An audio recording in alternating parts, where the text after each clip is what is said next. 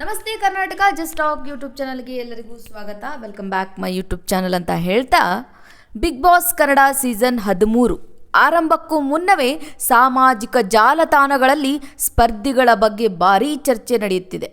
ಈ ಬಾರಿ ಯಾರ್ಯಾರು ಬಿಗ್ ಬಾಸ್ ಮನೆಗೆ ಎಂಟ್ರಿ ಕೊಡಬಹುದು ಎಂಬ ಕುತೂಹಲ ಅಭಿಮಾನಿಗಳಲ್ಲಿ ದಿನದಿಂದ ದಿನಕ್ಕೆ ಒಂದು ಕುತೂಹಲ ಹೆಚ್ಚಿಸ್ತಿದೆ ಅಂತ ಹೇಳಬಹುದು. ಮೊದಲಿಗೆ ಒಂದು ಪ್ರಮುಖ ವಿಷಯ, ಇಲ್ಲಿಯವರೆಗೆ ವಾಹಿನಿ ಅಥವಾ ನಿರ್ಮಾಪಕರು ಯಾವುದೇ ಅಧಿಕೃತ ಸ್ಪರ್ಧಿಗಳ ಪಟ್ಟಿಯನ್ನು ಪ್ರಕಟಿಸಿಲ್ಲ. ಸಾಮಾಜಿಕ ಜಾಲತಾಣಗಳಲ್ಲಿ ಹರಿದಾಡುತ್ತಿರುವ ಹೆಸರುಗಳು ಸದ್ಯಕ್ಕೆ ಕೇವಲ ಊಹಾಪೋಹಗಳಾಗಿದ್ದು, ಅಧಿಕೃತ ಘೋಷಣೆ ಇನ್ನಷ್ಟೇ ಬಾಕಿ ಇದೆ. ವೈರಲ್ ಆಗಿರುವ ಪಟ್ಟಿಯಲ್ಲಿ ಹಲವು ಕ್ಷೇತ್ರಗಳ ಜನರ ಹೆಸರುಗಳು ಕೇಳಿಬರುತ್ತಿವೆ. ಸಿನಿಮಾ, ಧಾರಾವಾಹಿ, ಕಾಮಿಡಿ ಹಾಗೂ ಸೋಷಿಯಲ್ ಮೀಡಿಯಾ ಕ್ಷೇತ್ರದ ಕೆಲವು ಹೆಸರುಗಳು ಅಭಿಮಾನಿಗಳಲ್ಲಿ ಹೆಚ್ಚು ಚರ್ಚೆಯಾಗುತ್ತಿದೆ. ಚರ್ಚೆಯಾಗಲಿರುವ ಕೆಲ ಪ್ರಮುಖ ಹೆಸರುಗಳು ಯಾವಪ್ಪ ಅಂತ ನಾವು ನೋಡೋದಾದರೆ, ನಟಿ ಅಮೃತಾ ಅಯ್ಯಂಗಾರ್, ನಿರ್ದೇಶಕ ಓಂ ಪ್ರಕಾಶ್ ರಾವ್, ಭರತ್ ಬೋಪಣ್ಣ, ಡಾಕ್ಟರ್ ಬ್ರೋ, ವರ್ಷಾ ಕಾವೇರಿ, ತಪಸ್ವಿನಿ ಪೂರ್ಣಚ್ಚ, ನಿಖಿತಾ ಸ್ವಾಮಿ, ಹಾಸ್ಯ ಕಲಾವಿದ ಸೂರಜ್, ಹುಲಿ ಕಾರ್ತಿಕ್. ಈ ಹೆಸರುಗಳು ಸಾಮಾಜಿಕ ಜಾಲತಾಣಗಳಲ್ಲಿ ವೈರಲ್ ಆಗಿದ್ದರೂ ಇವುಗಳಲ್ಲಿ ಯಾರು ಅನ್ನೋ ಅಧಿಕೃತವಾಗಿ ದೃಢಪಟ್ಟಿಲ್ಲ. ಈ ಬಾರಿ ಸಾಮಾನ್ಯ ಜನರಿಗೂ ಬಿಗ್ ಬಾಸ್ ಮನೆಗೆ ಪ್ರವೇಶಿಸುವ ಅವಕಾಶ ನೀಡಲಾಗುತ್ತಿದೆ ಎಂಬ ಮಾಹಿತಿ ಈಗಾಗಲೇ ಪ್ರೊಮೋ ಮೂಲಕ ತಿಳಿದು ಬಂದಿದೆ. ಅದರಿಂದ ಸೆಲೆಬ್ರಿಟಿಗಳ ಜೊತೆಗೆ ಕಾಮನ್ ಮ್ಯಾನ್ ಸ್ಪರ್ಧಿಗಳು ಇರಬಹುದು ಎಂಬ ನಿರೀಕ್ಷೆ ಹೆಚ್ಚಾಗಿದೆ.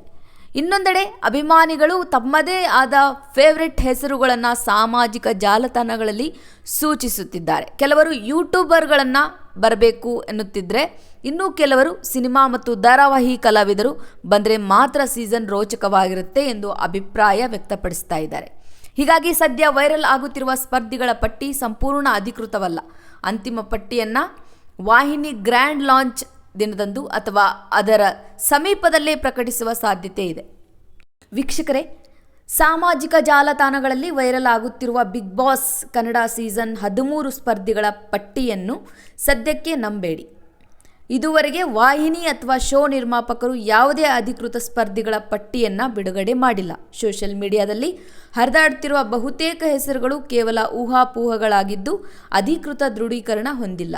ಆದ್ದರಿಂದ ಯಾವುದೇ ವೈರಲ್ ಪೋಸ್ಟ್ ಅಥವಾ ಯೂಟ್ಯೂಬ್ ವಿಡಿಯೋ ನೋಡಿ ಅದು ಅಧಿಕೃತ ಮಾಹಿತಿ ಎಂಬ ನಂಬಿಕೆಯನ್ನು ನೀವು ಅದನ್ನು ನಂಬಿದರೆ ವಾಹಿನಿಯ ಅಧಿಕೃತ ಘೋಷಣೆಯನ್ನು ಕಾಯುವುದು ತುಂಬ ಮುಖ್ಯ ಆಗತ್ತೆ.